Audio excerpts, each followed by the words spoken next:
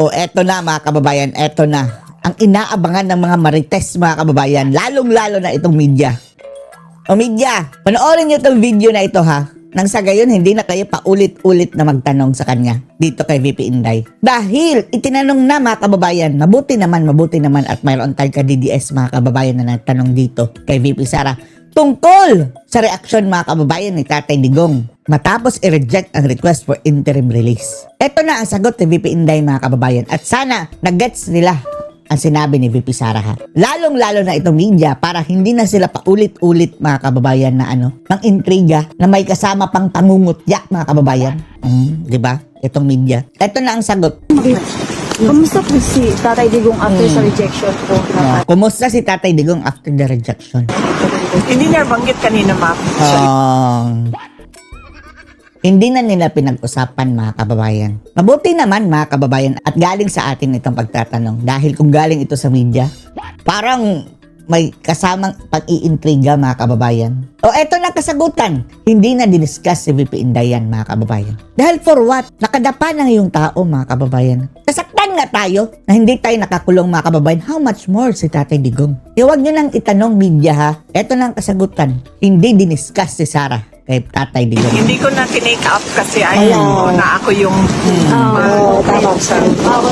Alam na yan ni Tatay Digong mga kababayan na hindi ginrant ng ICC yan. Grabe ang mga kababayan, ang lakas ng hangin. Ang lakas ng hangin sa dahil. Welcome back to another land. Ang lamig daw mga kababayan. Super lamig. I'm still pretty. Hindi ka tingog si Baby. How is your travel dito from the Philippines? Banggit ko kanina. Hindi sanay mga kababayan Dahil most of her life mga kababayan sa Davao City mga kababayan, napakaganda ng weather.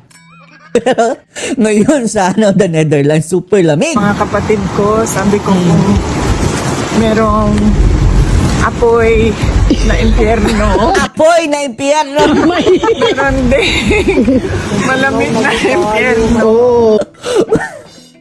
The cold hell.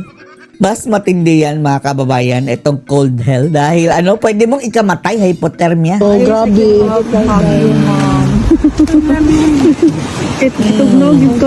Pati yan sa mga kababayan, tainga. Ang sakit yan. Wala pa yung snow mga kababayan ha. Ang hangin kasi niyan mga kababayan, dodoble ang lamig ng environment dahil sa hangin. Thank you for coming and showing your support to President Duterte. Tapos nagsabi siya na, kasi nabanggit ko kanina na merong mga Filipinos dito sa labas ngayon. Sabi niya, grabe no. Saludo kami sa inyo mga kababayan natin dyan na andyan pa rin araw-araw mga kababayan. Nag-aantay lang kay Tatay Digong. nakailang ulit na daw siya nasabi sa inyo na natanggap niya daw lahat ng messages nyo, na tanggap niya rin ang mga prayers ninyo, and do not daw parang sacrifice your health staying out in the cold.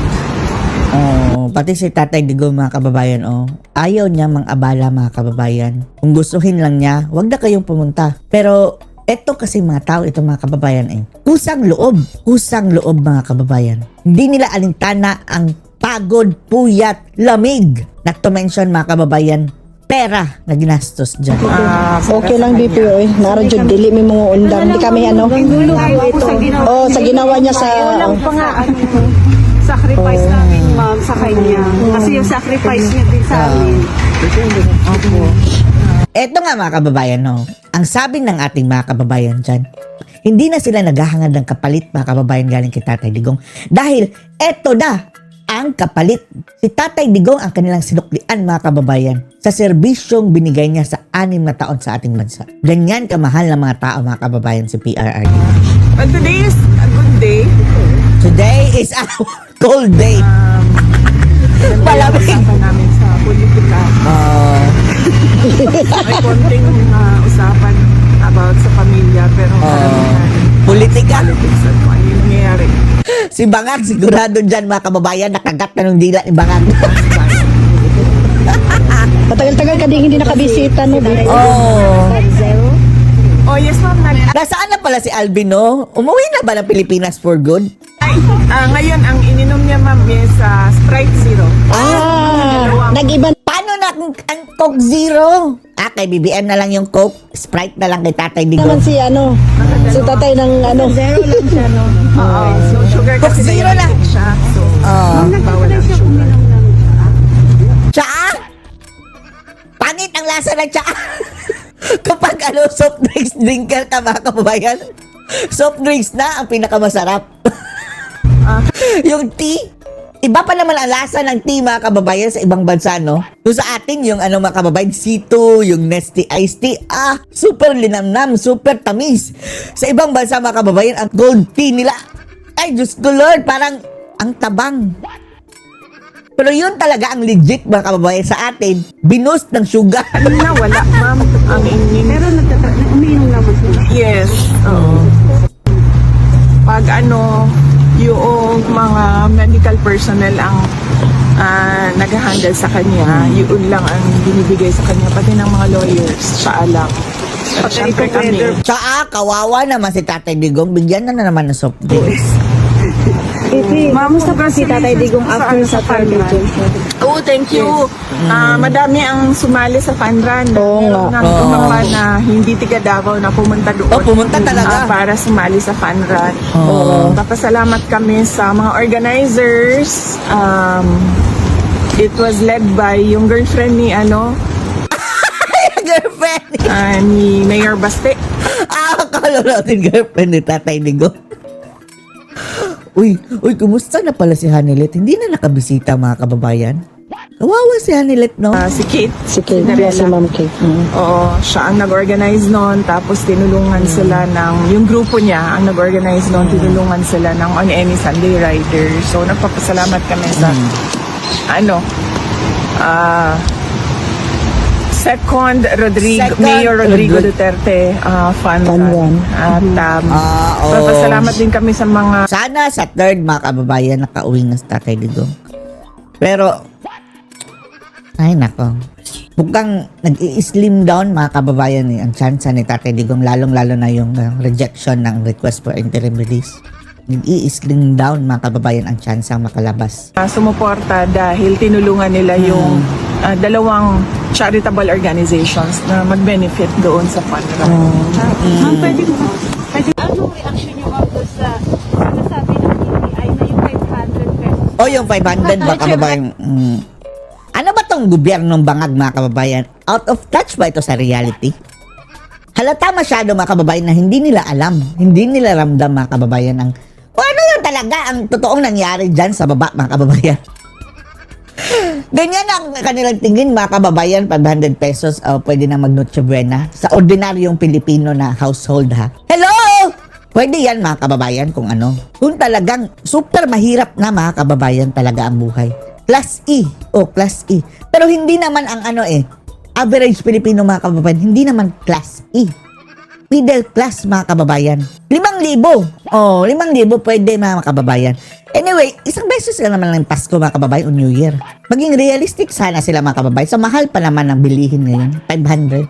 Kulang pa yung panggatong. Kasya na daw. Siya na daw po yun. Totoo yun, ma'am. Lies! Liar! Hindi totoo yan, sabi ni Bipinday.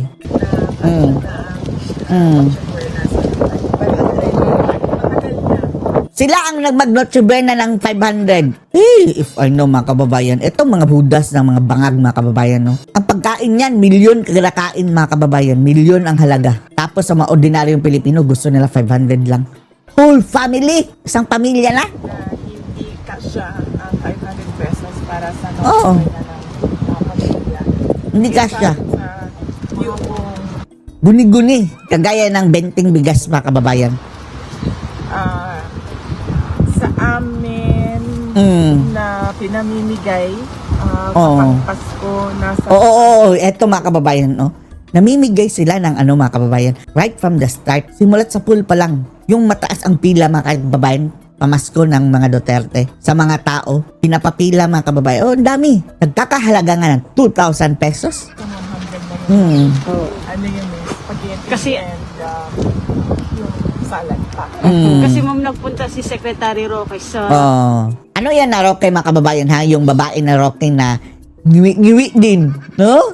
Ganyan din ang mga kababayan. Na talagang pinaninindigan niya. Nakaya po talaga ng 500. Talaga, no? Ang mga hudas, mga kababayan, no? Sa halip na aminin nila, mga kababayan, na ay, sorry, nagkamali kami. Pinagpipilitan, pati si Claire Castro, mga kababayan. Justify pa more, mga hudas. Pesos.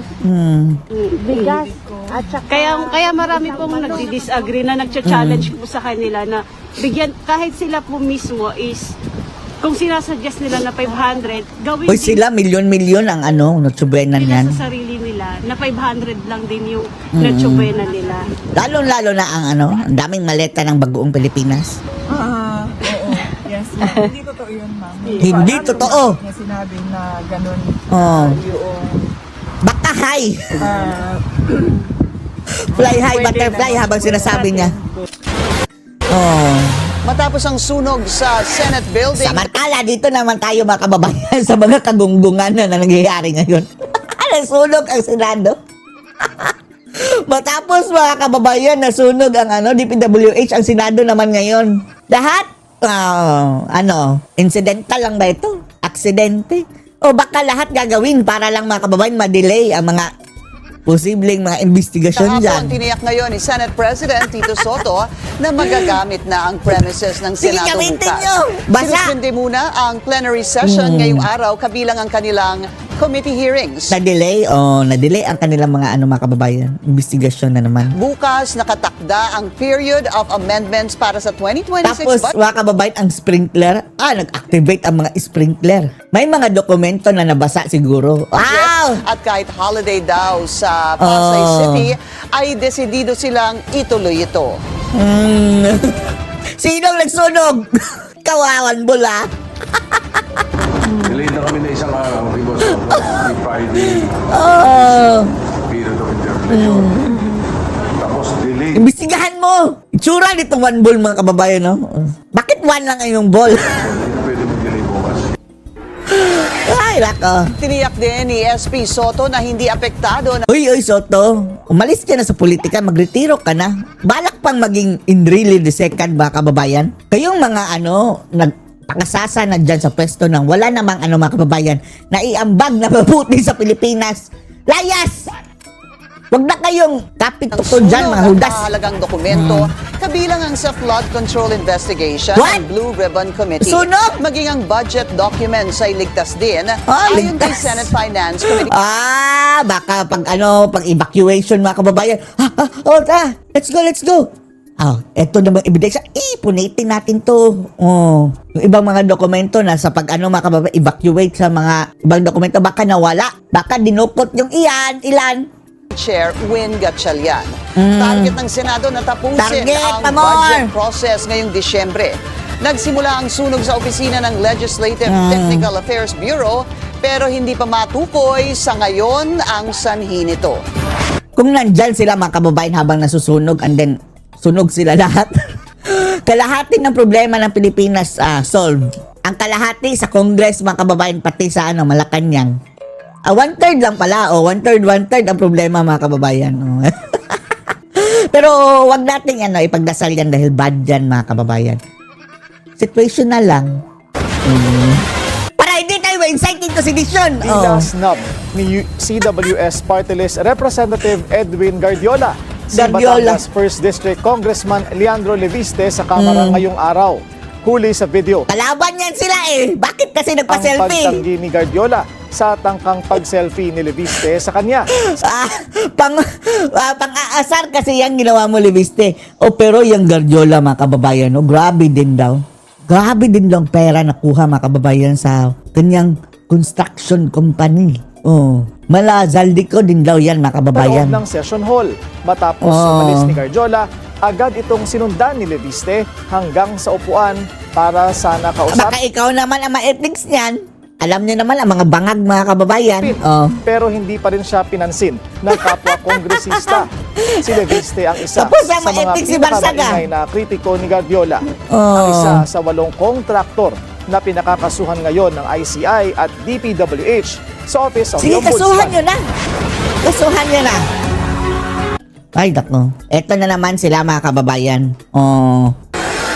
Mag-i-interview na naman ito ng mga dilaw, visit ng mga animal na Ang to. laban ng magkakapatid na Duterte para maibalik sa Pilipinas ang kanilang ama. Hoy kayo mga agletche kayo ha, huwag kayong mag-insist na magtanong sa reaksyon ni Tatay Digong sa pagkaka-reject dahil sinagot na ni BP Sara. Ayaw niyang i-discuss yan kay Tatay Digong. Alam niya, common science na lang. Siyempre, malungkot mga kababayan ang ating dating presidente. Na si FPRRD. Yan ay kahit tablado na ng ICC Appeals Chamber ang request for interim release ng dating Pangulo. Eto. Narito ang agenda report ni Attorney Karen Jimeno. Walang epekto sa habeas corpus petition na inihain ng kanyang mga anak sa Supreme Court ang Wala epekto sa ICC pero dito mga kababayan, mananatili ang mabigat na ebidensya laban kinang ngagba. pagbasura ng ICC Appeals Chamber sa interim release ni FPRRD. Pero di ba mga kababayan, mapapatunayan dyan na hindi legal yung pagkaka-aresto niya via sa pag-release mga kababayan ng writ of habeas corpus. Ito ang posisyon Supplemental ni Attorney yan, mga Salvador kababayan. Paulo Panelo Jr. sa panayam sa At the Forefront ng Bilyonaryo News Channel. Siya Buti naman hindi dilaw mga kababayan ang in-interview. Anak ni Panelo. ang abogado ni Kitty Duterte. If at all, if the ICC had granted interim Bata pa release no, to pero the president, puti ng buhok mga kababayan no. that changes the calculus of the Supreme Court in how to address the habeas corpus petitions, but since he still remains in custody and he wasn't granted release, then for us, the petitions for habeas corpus should still be resolved. Suspecha rin ni Panelo, sadyang ibinunyag ni Ombudsman Jesus Crispin Remulla ang umano'y ICC arrest warrant para kay Senator Ronald Bato de la Rosa For what? Anong purpose niya ang bringing mga kababayan? para maiwasan niya ito. Pero hanggang ngayon, hindi pa kumpirmado kung may So kakampi siya ba to? O baka talagang wala pa mga kababayan at nang good time lang. Pinagtawanan si Bato mga kababayan. Magtago ka ba to? Baka yan ang kanilang order purpose. na nga ba para sa senador? I Ang think tingkap pa naman ng ulo ni Bato no? Ombudsman Remulla Ang busboying. disclosed that information about the ICC warrant because he wanted Bato to hide, because I don't think they want to do the same thing that they did to PRRD. Ewan lang natin. So, susuwayin nila si Marcos. They're projecting that it was legal and everything, but I think they announced Paano na yan? Pati si Bongo daw. Pwede daw kasuhan. this precisely so that Senator Bato could exhaust his remedies. Naniniwala din si Panelo na kung gugustuhin, kaya Talaga, visit na talaga, no? Nakakainis na mga kababayan, no? Makita yung sinagba, mga kababayan, sa balik TV. ng gobyerno sa Pilipinas Yeah. ang dating Pangulo. Talagang unang-una kong tinitigan, mga kababayan, ng kapag lalabas yan sa TV. Ang ngipin, nagba, mga kababayan. Ang dilaw. Minsan, ine-edit, mga kababayan, yung color, pero kung walang raw footage, mga kababayan, ay, ang grabe ang dumi, mga kababayan. Sobrang dilaw ng ngipin. Gaya na nangyari Halata natin similar mga ngipin mga kababayan. Si Trillanes, ganyan ang ngipin. Si Dilima, ganyan din ang ngipin mga kababayan, mga dekalibre. Yung Tinyo, ganyan ang mga dudumi mga kababayan ng mga ngipin. Yellow. sa dating mambabatas na si Arnolfo Teves. Si Teves ang utak umano sa pagpatay sa political rival na si former Negros Ano nangyari na kay Teves? Governor Ruel Digamo noong March 2023. They used the entire Paano na yung si Bantag? Wala na, no? Magaling si Bantag, mga kababayan, no? Magtago. Pero na-frame up din yung si government Bantag. machinery to bring PRRD to the Hague. So the expectation is that they should exercise or exhaust all of this machinery to bring him back. Yeah.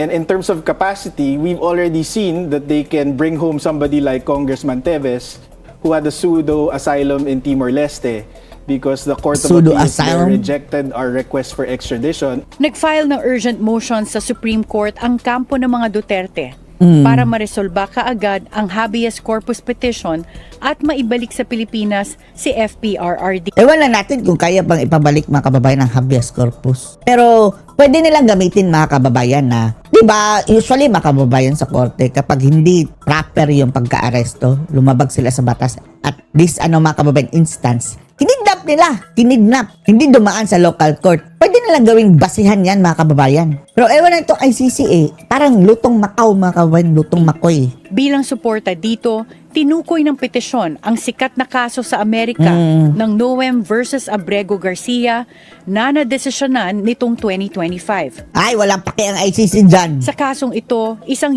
US resident ang pilit na dinala sa El Salvador, El bilang Salvador. bahagi ng migrant crackdown ni President Donald Trump. Nakulong si Garcia sa isang maximum security prison. Bilang tugon sa petisyon for habeas corpus, inutos ng Maryland District Court sa mga opisyal to facilitate and effectuate the return ng biktima sa Pero Estados hindi Unidos. hindi naman yan ICC Hindi yun ICC.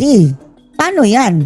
Ang ICC mga kababayan, bida-bida. Jollibee mga kababayan, bida Para ang kay saya. Attorney Panelo Jr., pinapatunayan ng kasong ito na may kapangyarihan pa rin ang Korte Suprema na magbigay ng habeas corpus relief. Paano yan kung sino kukuha doon? Baka ikulong din mga kababayan para otoridad ang papasok doon sa pilitan. Iba kasi ang Amerika mga kababayan, handang makipagyera.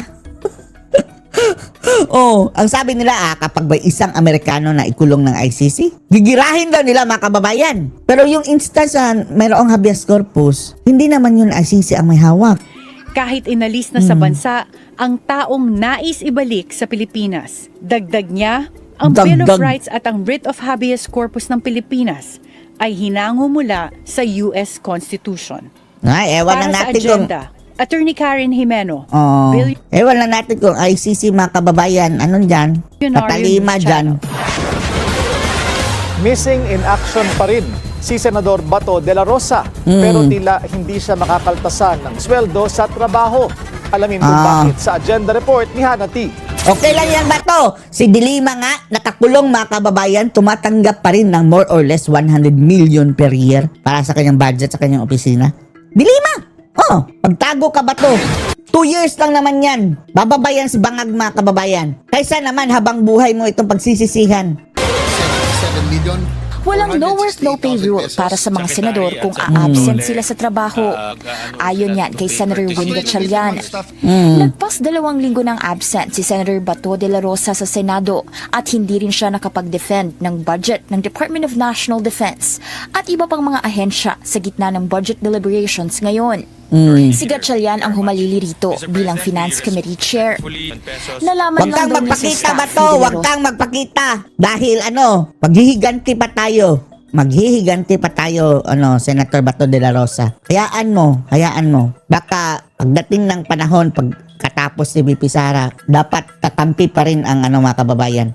Uupo. At pwedeng si Senator Bato de la Rosa o si Bongo or another Duterte na naman mga kababayan bilang ganti. Duterte na lahat. Si Pulong, si Baste. Na hindi makakasipot sa budget debates ang kapwa senador.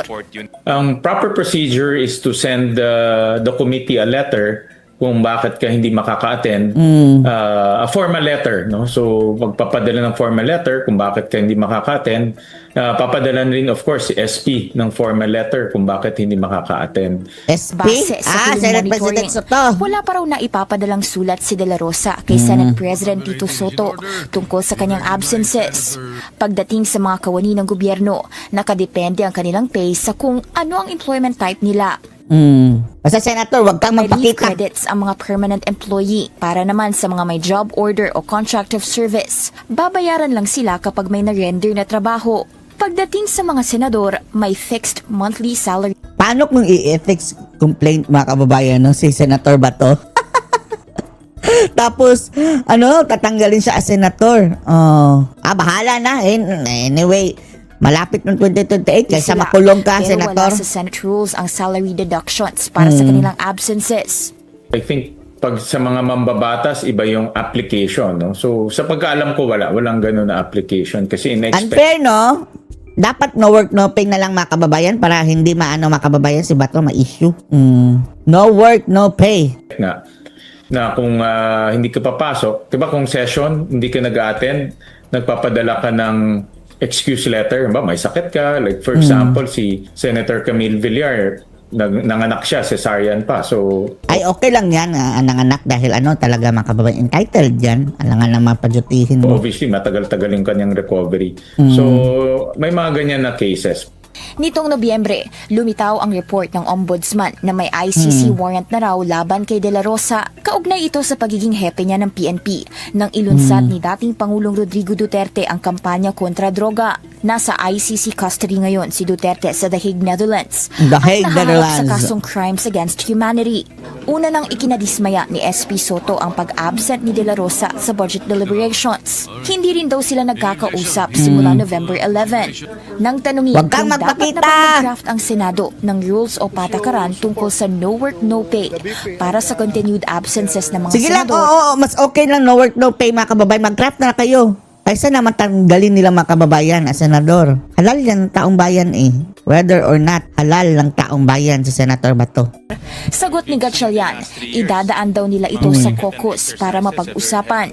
Base sa Senate rules, binabanggit lang doon ang quorum, attendance standards, at penalties gaya ng suspension o expulsion kapag No, delikado yan mga kababayan. Baka yan ang kanilang purpose, no? Pilitin nilang magtago mga kababayan si Bato and then expulsion. So nilang tanggalin mga kababayan as senador.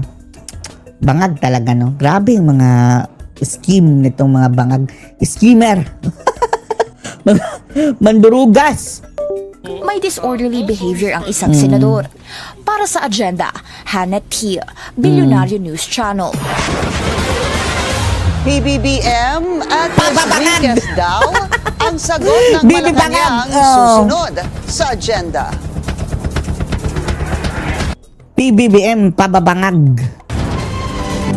Para sa lagay ng panahon sa Metro Davao, inaasahan na patuloy na magdadala ng maulap na kalangitan na may mga mahihinang pag-ulan at localized thunderstorms mula bukas hanggang sa araw ng Miyerkules.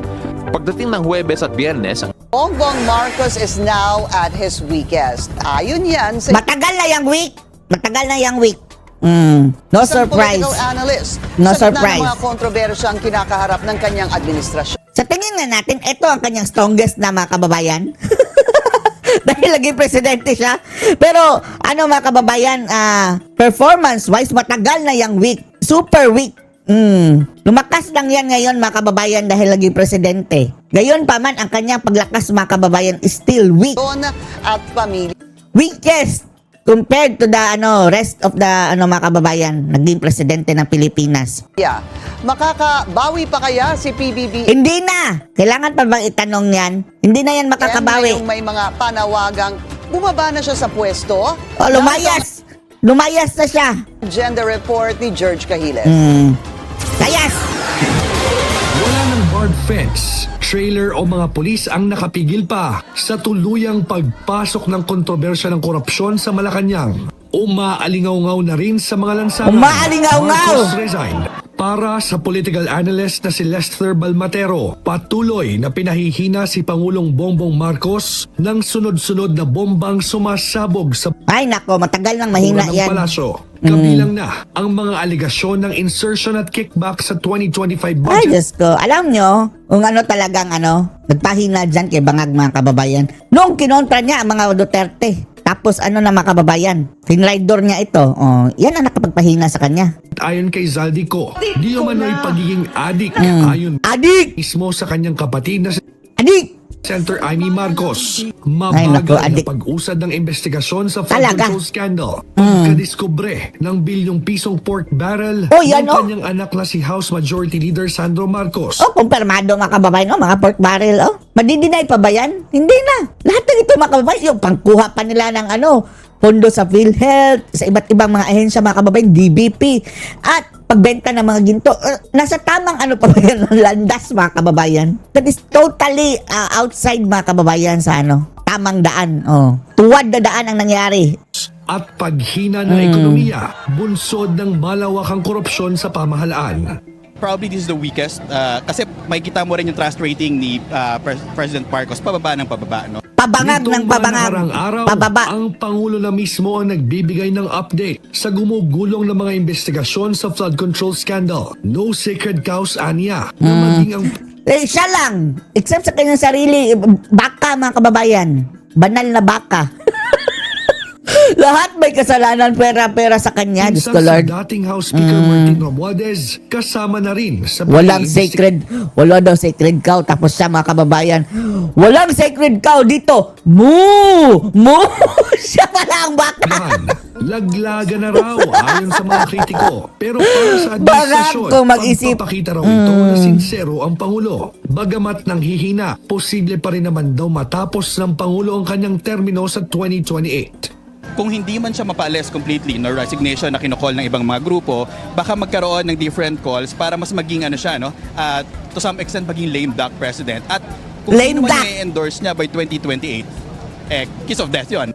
Pero ang mga miyembro ng gabinete, iisa ang tono, tuloy ang serbisyo sa kabila ng iskandalo. Lagi nga ng Pangulo naman sinasabi sa akin na bagamat meron tayong kampanya laban sa korupsyon, dapat yung mga kababayan natin, lalong-lalo na yung mga nasasalanta ng iba't ibang mga disaster, dapat napoprotektahan pa rin sila. Puro dapat gawin nyo, mga angmas. Tuloy yung serbisyo. Ay, nako, tuloy-tuloy ang pagnanakaw. Yan ang nangyayari ngayon. Companies ngayon, of course, meron silang sama ng loob, sabihin na natin, dahil sa harap ng kanilang paghihirap ay pagkita ng halaga ng pera sa abroad ay nangyayari itong mga Nangyayari? katiwalian sa bayan natin. Pero meron Ano, wala? pahatid na pag-asa. Wala na pag-asa habang andyan yan si Gagva. Tanggapin nyo na lang ang katotohanan na talagang beyond repair na yan si Bangag, mga kababayan. Hanggat andyan yan, walang mangyayaring kabutihan dito sa Pilipinas. Sa totoo lang. Ang administrasyon ng Pangulong Marcos kasi ang gusto naman ng mga OFWs ay merong investigasyon at may resulta yung mga investigasyon. Well, cool sila. Mas ninervous nga kami. Ay, eto, visit din ito, mga kababayan. Ito, lahat ng mga kababayan, ahensya ng gobyerno, talagang may sindikato. Ito, unang nagmanifesto, manager ni Thinking Pinoy, mga kababayan, sama-sama tayong maging milyonaryo. Inimbestigahan ni Rapi Tulfo na naging pipi kalaunan, mga kababayan. Eto, Exhibit A, talaga, mga kababayan, sa korupsyon ng Marcos administration. Ito pa ngayon ang ginawang mga kababayan, parang resource person, kung ano masasabi nyo para maiangat ang mga buhay-buhay nating mga milyonaryo. Buisit ka! Layas! Mga hudas! Ay, buisit! Hi, Mel! Yung sinasabing if you throw Ay, Diyos ko Lord, patawarin, Lord. Bakit may mga ganitong klaseng tao sa... nako. at every dog that barks. Ay, ikaw ang dog. Lumahok sa trillion peso march sa People Ito, Power mga Monument. rally ng mga hipokrito, mga kababayan, hindi makasigaw-sigaw ng Marcos resign. Wait and see daw muna. Wait and see. We want really a strong and decisive action Decisive, from our government. Sino ka? Although we know PCCI. Anong mga balahibo ninyo? they're really doing their best. Pero kulang tayo. Doing their best, si Bangag. Ay, nako. Ay, nabubisit na tayo dito, mga kababayan. Ano masasabi nyo dito? Post the comments below.